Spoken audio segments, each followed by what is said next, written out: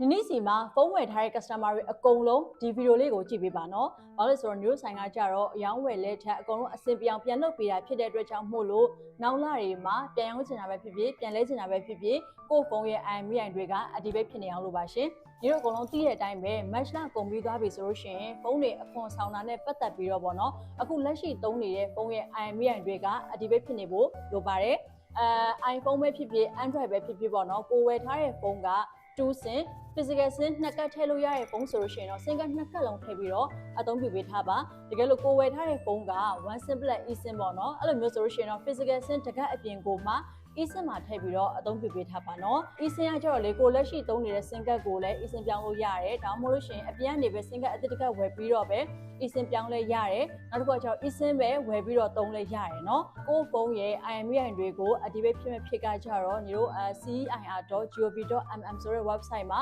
ဝင်ပြီးတော့ဆက်လို့ရပါတယ်ရှင်အားလုံးကိုကျေးဇူးများတင်ပါတယ်